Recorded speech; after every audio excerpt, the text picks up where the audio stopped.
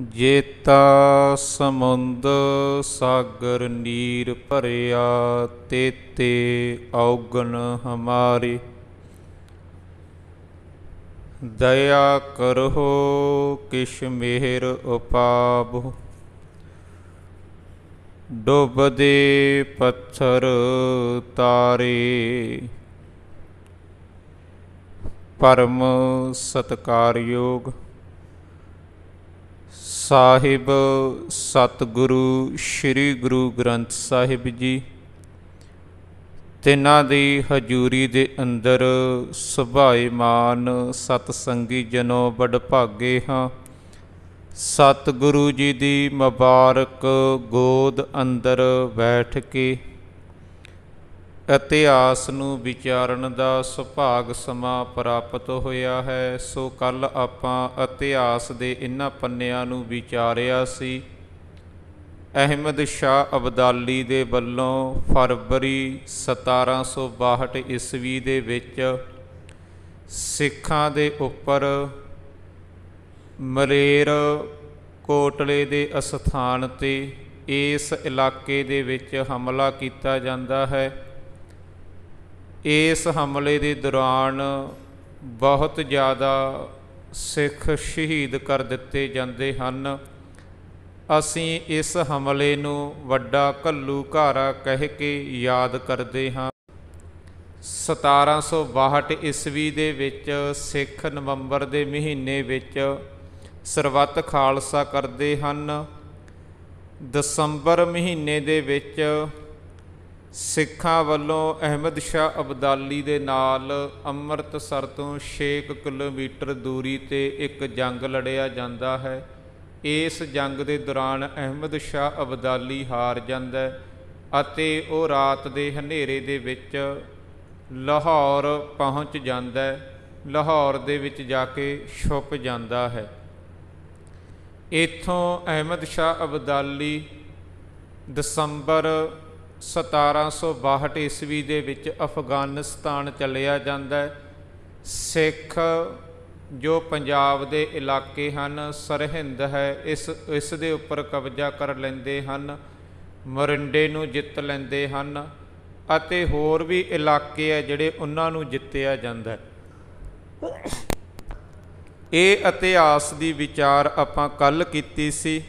ਸੋ ਅਗਲੀਆਂ ਵਿਚਾਰਾਂ ਆਰੰਭ ਕਰਨ ਤੋਂ ਪਹਿਲਾਂ ਗੁਰੂ ਫਤਿਹ ਪ੍ਰਵਾਨ ਕਰੋ ਜੀ। ਵਾਹਿਗੁਰੂ ਜੀ ਕਾ ਖਾਲਸਾ, ਵਾਹਿਗੁਰੂ ਜੀ ਕੀ ਫਤਿਹ। 1762 ਈਸਵੀ ਦੇ ਵਿੱਚ ਅਹਿਮਦ ਸ਼ਾਹ ਅਬਦਾਲੀ ਵਾਪਸ ਚਲਿਆ ਗਿਆ। ਇਸ ਦਾ ਜਿਹੜਾ ਜਰਨੈਲ ਹੈ ਜਹਾਨ ਖਾਨ, ਉਹ ਲਾਹੌਰ ਦੇ ਵਿੱਚ ਹੈ।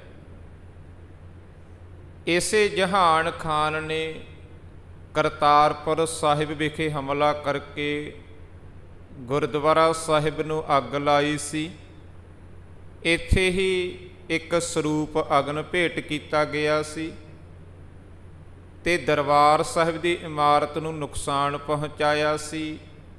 ਸਰੋਵਰ ਨੂੰ ਪੂਰ ਦਿੱਤਾ ਸੀ ਇਸ ਜਹਾਨ ਖਾਨ ਦੇ ਵੱਲੋਂ। ਇਹ ਜਦੋਂ ਅਹਿਮਦ ਸ਼ਾਹ ਅਬਦਾਲੀ ਵਾਪਸ ਚਲਿਆ ਗਿਆ, ਇਹ ਜਹਾਨ ਖਾਨ ਵੀ ਵਾਪਸ ਜਾ ਰਿਹਾ ਅਫਗਾਨਿਸਤਾਨ ਨੂੰ ਆਪਣੇ ਪਰਿਵਾਰ ਦੇ ਸਮੇਤ। ਸਿੱਖਾਂ ਨੂੰ ਜਦੋਂ ਪਤਾ ਚੱਲਿਆ ਜਹਾਨ ਖਾਨ ਵਾਪਸ ਜਾ ਰਿਹਾ ਹੈ, ਇਸ ਦੇ ਉੱਪਰ ਹਮਲਾ ਕੀਤਾ ਗਿਆ। ਚਨਾਬ ਦੇ ਕਿਨਾਰੇ 'ਤੇ ਜਾ ਕੇ ਇਸ ਜਹਾਨ ਖਾਨ ਨੂੰ ਘੇਰ ਲਿਆ ਗਿਆ ਸਿੱਖਾਂ ਦੇ ਵੱਲੋਂ। ਕਿਵੇਂ ਨਾ ਕਿਵੇਂ ਜਹਾਨ ਖਾਨ ਉਸ ਘੇਰੇ ਦੇ ਵਿੱਚੋਂ ਬਾਹਰ ਨਿਕਲਣ ਦੇ ਵਿੱਚ ਕਾਮਯਾਬ ਹੋ ਗਿਆ। ਇਹ ਆਪਣੇ ਪਰਿਵਾਰ ਨੂੰ ਛੱਡ ਗਿਆ, ਆਪ ਇਹ ਅਫਗਾਨਿਸਤਾਨ ਚਲਿਆ ਗਿਆ। ਇਹਦੇ ਜੋ ਪਰਿਵਾਰ ਦੇ ਮੈਂਬਰ ਸਨ, ਇਹਦੀਆਂ ਪਤਨੀਆਂ ਸਨ ਜਾਂ ਇਸ ਦੇ ਬੱਚੇ ਸਨ ਜਾਂ ਕੁਝ ਨੌਕਰਾਣੀਆਂ, ਉਹ ਇਸ ਘੇਰੇ ਦੇ ਵਿੱਚ ਘਿਰ ਗਈਆਂ, ਸਿੱਖਾਂ ਦੇ ਹੱਥ ਆ ਗਈਆਂ।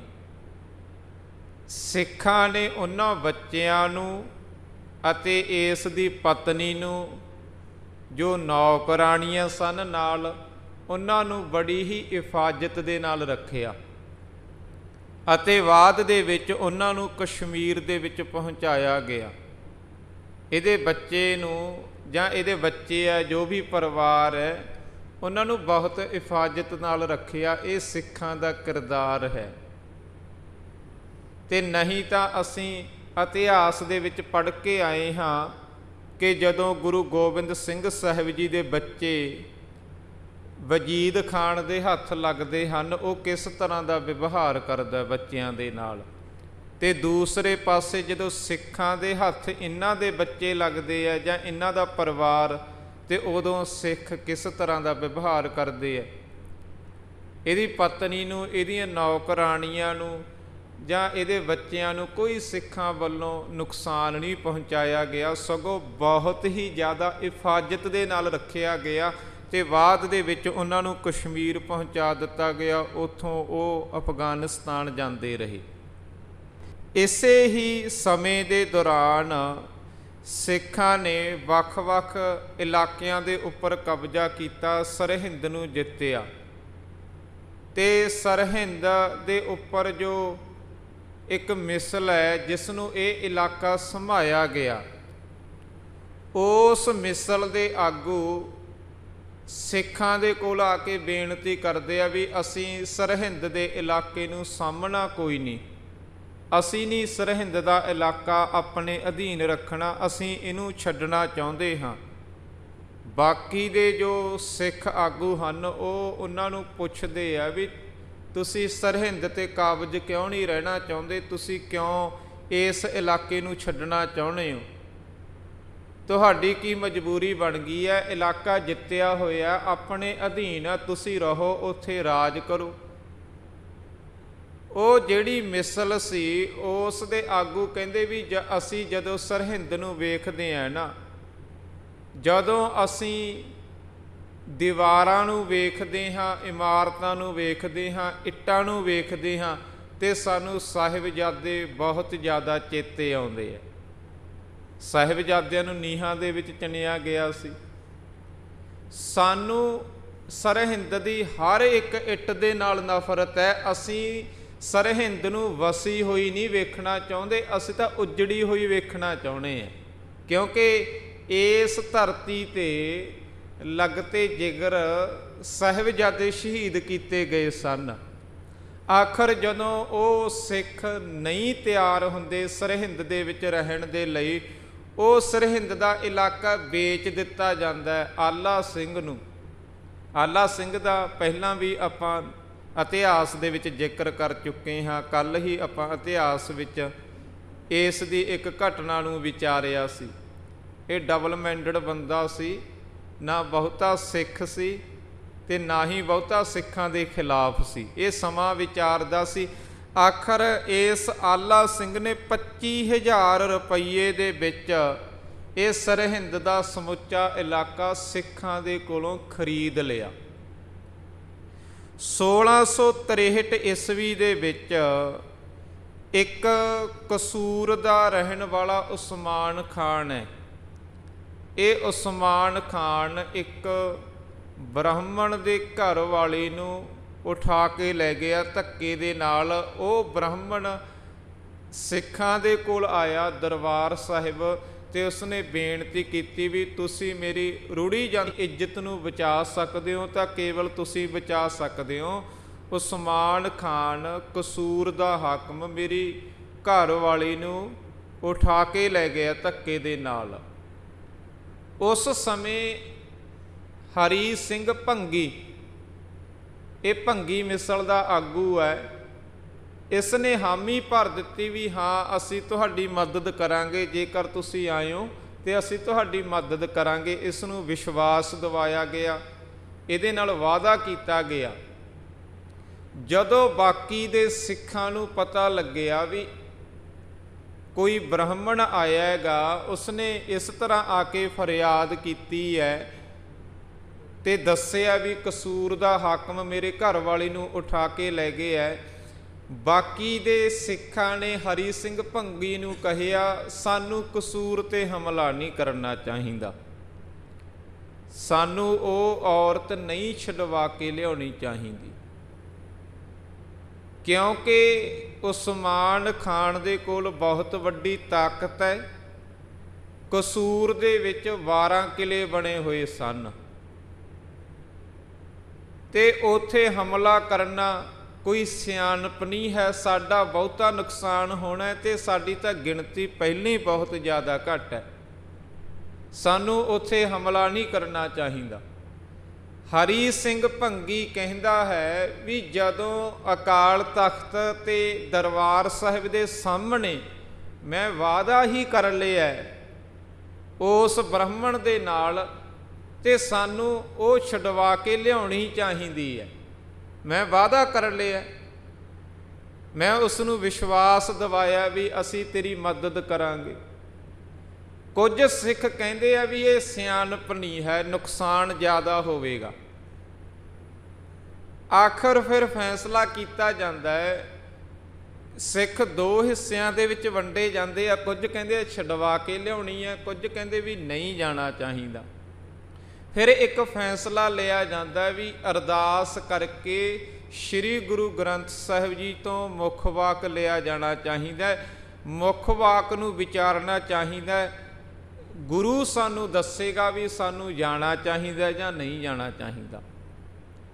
ਉਸ ਸਮੇਂ ਸਿੱਖਾਂ ਦੇ ਵੱਲੋਂ ਅਰਦਾਸ ਕੀਤੀ ਜਾਂਦੀ ਹੈ, ਮੁੱਖ ਵਾਕ ਲਿਆ ਜਾਂਦਾ ਹੈ। ਮੁੱਖ ਵਾਕ ਆਉਂਦਾ ਬਸੰਤ ਕੀ ਵਾਰ ਦੇ ਵਿੱਚੋਂ, ਪੰਜੇ ਬੱਧੇ ਮਹਾਬਲੀ ਕਰ ਸੱਚਾ ਢੋਆ, ਆਪਣੇ ਚਰਨ ਜਪਾਈਨ ਵਿੱਚ ਦਈ ਖੜੋਆ, ਰੋਗ ਸੋਗ ਸਭ ਮਿਟ ਗਏ ਨਿਤ ਨਵਾਂ ਨਰੋਆ।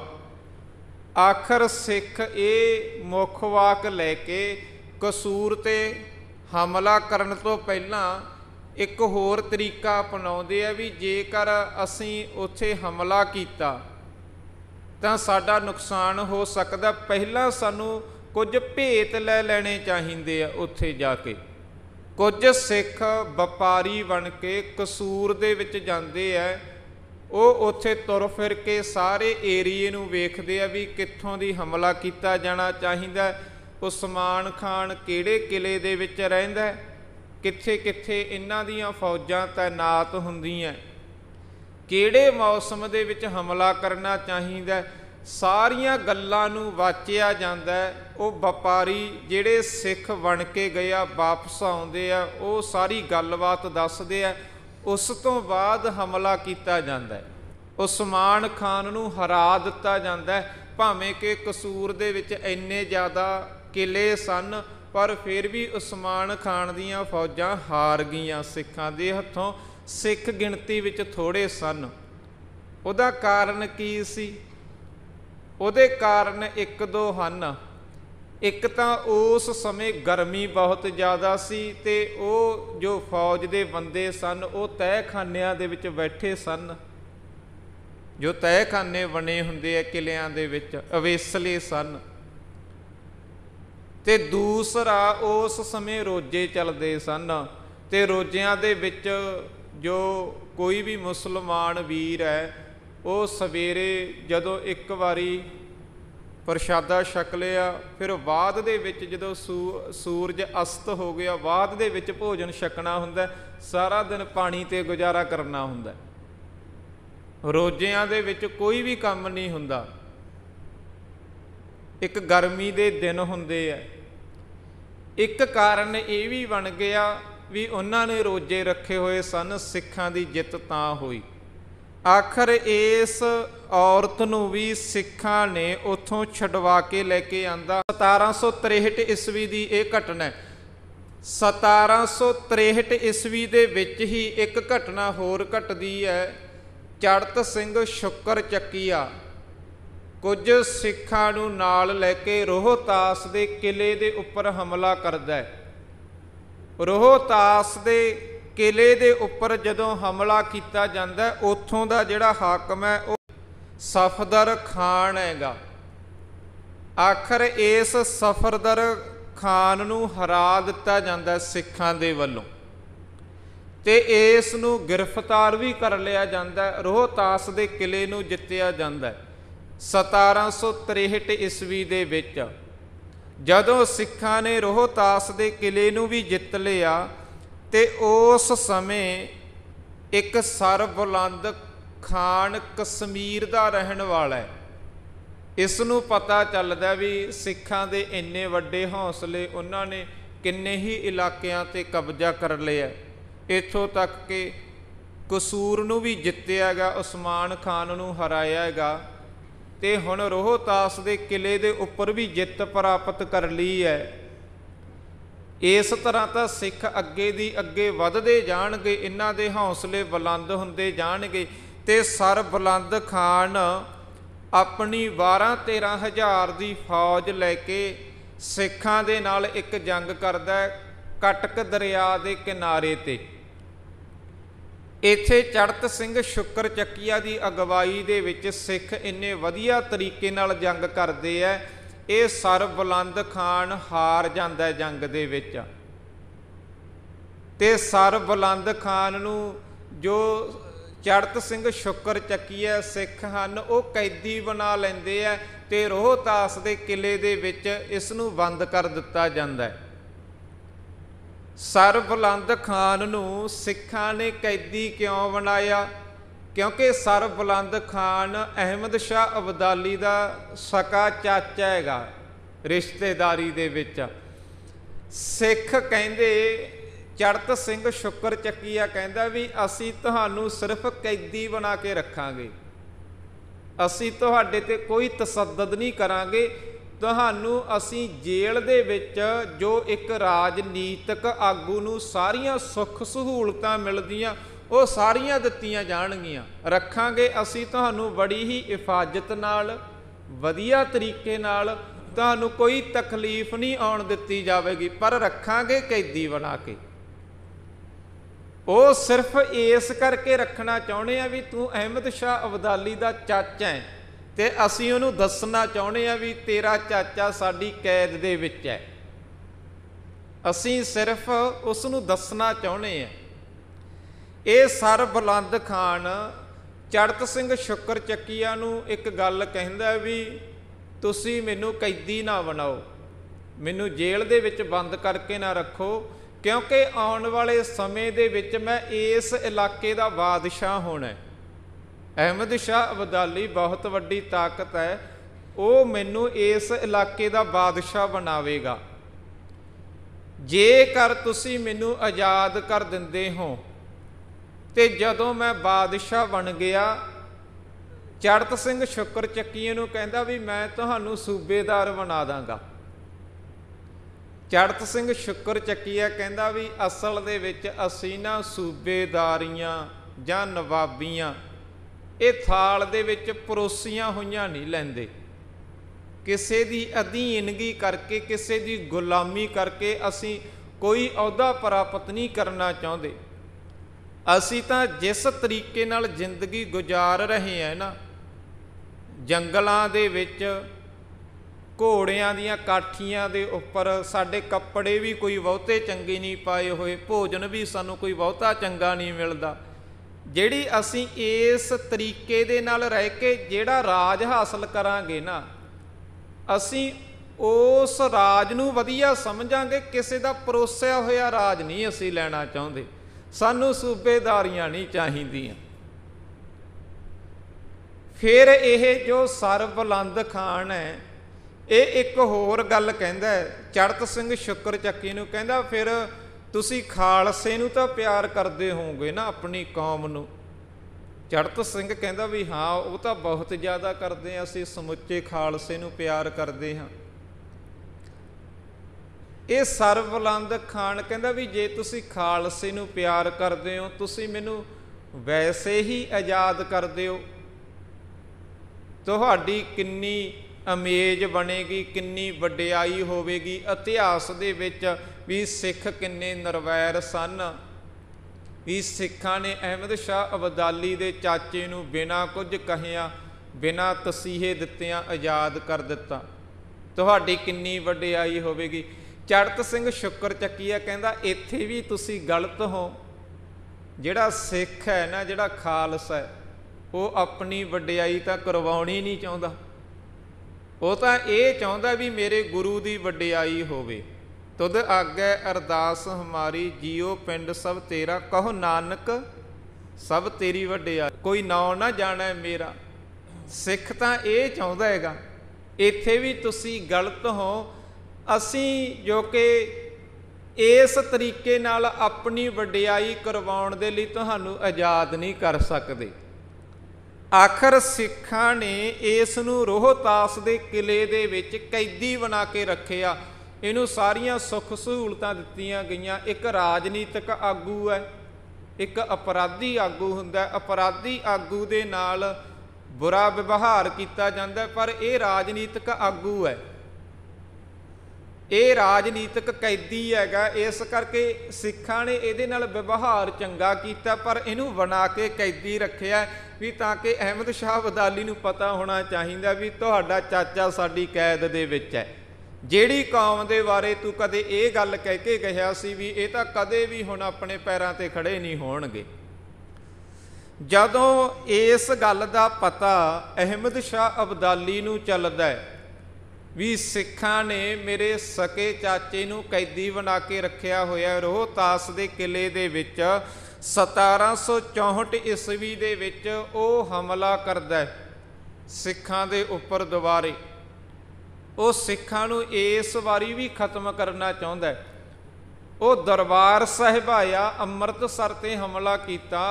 ਉਸ ਸਮੇਂ ਦਰਬਾਰ ਸਾਹਿਬ ਅੰਮ੍ਰਿਤਸਰ ਵਿਖੇ ਜੋ ਕਿਲਾ ਬਣਿਆ ਹੋਇਆ ਨਾ ਰਾਮਗੜ੍ਹ ਦਾ, ਰਾਮਗੜ੍ਹ ਉਸ ਕਿਲੇ ਦਾ ਨਾਮ ਹੈ। ਉੱਥੇ ਸਿਰਫ 30 ਸਿੱਖ ਨੇ। ਇੱਕ ਗੁਰਬਖਸ਼ ਸਿੰਘ ਹੈ, ਉਹਦੀ ਅਗਵਾਈ ਦੇ ਵਿੱਚ 30 ਸਿੱਖ ਹੋਰ ਨੇ। ਇੰਨੇ ਕੁ ਸਿੱਖ ਕਿਲੇ ਦੇ ਵਿੱਚ ਨੇ ਤੇ ਅਹਿਮਦ ਸ਼ਾਹ ਅਬਦਾਲੀ 30,000 ਦੀ ਫੌਜ ਦੇ ਨਾਲ ਉਸ ਕਿਲੇ ਨੂੰ ਘੇਰਾ ਪਾ ਲੈਂਦਾ। ਹੁਣ ਅੰਦਰ 30 ਸਿੱਖ ਨੇ, ਬਾਹਰ 30,000 ਹੈ। ਅਹਿਮਦ ਸ਼ਾਹ ਅਬਦਾਲੀ ਆਪਣੇ ਵੱਲੋਂ ਇੱਕ ਸੁਨੇਹਾ ਭੇਜਦਾ ਸਿੱਖਾਂ ਦੇ ਕੋਲ ਵੀ ਵੇਖੋ, ਜੇਕਰ ਤੁਸੀਂ ਕਰੋਗੇ ਸਾਡੇ ਨਾਲ ਜੰਗ ਦੇ ਵਿੱਚ ਤਾਂ ਨਹੀਂ ਤੁਸੀਂ ਜਿੱਤ ਸਕਦੇ, ਕਿਉਂਕਿ ਤੁਸੀਂ ਬਹੁਤ ਥੋੜ੍ਹੇ ਹੋ, ਗਿਣਤੀ ਦੇ ਵਿੱਚ 30 ਹੋ ਤੇ ਮੇਰੀ ਫੌਜ ਦੀ ਗਿਣਤੀ 30,000 ਹੈ। ਜੰਗ ਦੇ ਵਿੱਚ ਤੁਸੀਂ ਸ਼ਹੀਦ ਹੋ ਜਾਵੋਗੇ, ਖਤਮ ਕਰ ਦੇਵਾਂਗੇ ਅਸੀਂ ਤੁਹਾਨੂੰ। ਜੇਕਰ ਤੁਸੀਂ ਆਪਣੀ ਜਾਨ ਬਚਾਉਣਾ ਚਾਹੁੰਦੇ ਹੋ, ਹੱਥ ਖੜੇ ਕਰਕੇ ਕਿਲੇ ਦੇ ਵਿੱਚੋਂ ਬਾਹਰ ਆ ਜਾਓ। ਅਸੀਂ ਤੁਹਾਨੂੰ ਕੁਝ ਨਹੀਂ ਕਹਾਂਗੇ, ਕੁਝ ਦਿਨ ਅਸੀਂ ਤੁਹਾਨੂੰ ਆਪਣੀ ਜੇਲ੍ਹ ਦੇ ਵਿੱਚ ਕੈਦੀ ਬਣਾ ਕੇ ਰੱਖਣਾ ਹੈ।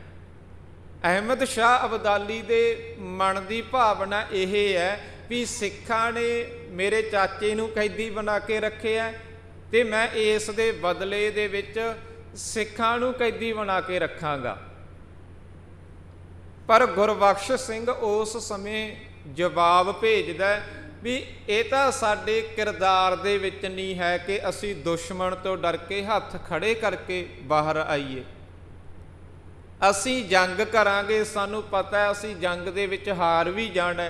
ਤੁਹਾਡੀ ਫੌਜ ਦੀ ਗਿਣਤੀ ਜ਼ਿਆਦਾ, ਬਸ ਸਾਡੀ ਸਿਰਫ ਇੱਕੋ ਹੀ ਡਿਮਾਂਡ ਹੈਗੀ, ਇੱਕੋ ਹੀ ਕਾਮਨਾ ਹੈ ਵੀ ਜੇਕਰ ਤੁਸੀਂ ਸਾਨੂੰ ਖਤਮ ਕਰਨਾ ਨਾ ਤੇ ਜਦੋਂ ਤੁਸੀਂ ਸਾਡੇ 'ਤੇ ਗੋਲੀਆਂ ਚਲਾਵੋਗੇ ਤਾਂ ਸਾਡੀ ਛਾਤੀ ਦੇ ਵਿੱਚ ਗੋਲੀਆਂ ਵੱਜਣੀਆਂ ਚਾਹੀਦੀਆਂ। ਜਿੰਨੇ ਵੀ ਅਸੀਂ ਸਿੱਖ ਹਾਂ, ਸਾਡੀਆਂ ਛਾਤੀਆਂ ਦੇ ਵਿੱਚ ਗੋਲੀਆਂ ਵੱਜਣੀਆਂ ਚਾਹੀਦੀਆਂ। ਉਹ ਇਸ ਕਰਕੇ ਵੀ ਆਉਣ ਵਾਲੇ ਸਮੇਂ ਦੇ ਵਿੱਚ ਕੋਈ ਇਹ ਨਾ ਕਹੇ ਵੀ ਜਿਹੜੇ 30 ਸਿੱਖ ਸਨ ਉਹ ਜਾਨ ਬਚਾਉਣ ਦੇ ਲਈ ਕਿਲੇ ਦੇ ਵਿੱਚੋਂ ਦੌੜੇ ਸਨ ਤੇ ਬਾਅਦ ਦੇ ਵਿੱਚ ਅਹਿਮਦ ਸ਼ਾਹ ਅਬਦਾਲੀ ਦੀਆਂ ਫੌਜਾਂ ਵੱਲੋਂ ਉਹਨਾਂ ਦੀਆਂ ਪਿੱਠ 'ਤੇ ਗੋਲੀਆਂ ਚਲਾ ਕੇ ਉਹਨਾਂ ਨੂੰ ਖਤਮ ਕੀਤਾ ਗਿਆ। ਇਸ ਤਰ੍ਹਾਂ ਲੋਕ ਗੱਲਾਂ ਨਾ ਕਰਨ। ਅਸੀਂ ਬਹਾਦਰੀ ਦੇ ਨਾਲ ਸ਼ਹਾਦਤ ਪ੍ਰਾਪਤ ਕਰਨਾ ਚਾਹੁੰਦੇ ਹਾਂ। ਆਖਰ ਇਸ ਜਗ੍ਹਾ 'ਤੇ ਇੱਕ ਜੰਗ ਹੋਈ ਜੋ ਸਿੱਖ ਸਨ ਉਹਨਾਂ ਵੱਲੋਂ ਆਪਣੇ ਤੌਰ 'ਤੇ ਲੜਿਆ ਗਿਆ। ਅਹਿਮਦ ਸ਼ਾਹ ਅਬਦਾਲੀ ਦੀ ਫੌਜ ਦੀ ਗਿਣਤੀ ਬਹੁਤ ਜ਼ਿਆਦਾ ਹੈ, ਇਸ ਕਰਕੇ ਸਿੱਖ ਇਹ ਜੰਗ ਤਾਂ ਨਹੀਂ ਜਿੱਤ ਸਕੇ ਤੇ ਇਹਨਾਂ 30 ਸਿੱਖਾਂ ਨੇ ਗੁਰਬਖਸ਼ ਸਿੰਘ ਦੀ ਅਗਵਾਈ ਦੇ ਵਿੱਚ ਇੱਥੇ ਸ਼ਹਾਦਤ ਪ੍ਰਾਪਤ ਕੀਤੀ। ਇਹ ਹਮਲਾ ਜਿਹੜਾ 1764 ਈਸਵੀ ਦੇ ਵਿੱਚ ਕੀਤਾ ਗਿਆ ਸੀ ਅਹਿਮਦ ਸ਼ਾਹ ਅਬਦਾਲੀ ਦੇ ਵੱਲੋਂ। ਸੋ ਸਮੇਂ ਦੀ ਸਮਾਪਤੀ ਹੈ। ਇੰਨੀਆਂ ਬੇਨਤੀਆਂ ਪ੍ਰਵਾਨ ਕਰਨੀਆਂ। ਆਪ ਸਰਬੱਤ ਸੰਗਤਾਂ ਦਾ ਧੰਨਵਾਦ। ਹੋਈਆਂ ਭੁੱਲਾਂ ਦੀ ਖਿਮਾ ਬਖਸ਼ਣੀ। ਵਲਾਓ ਫਤਿਹ। ਵਾਹਿਗੁਰੂ ਜੀ ਕਾ ਖਾਲਸਾ ਵਾਹਿਗੁਰੂ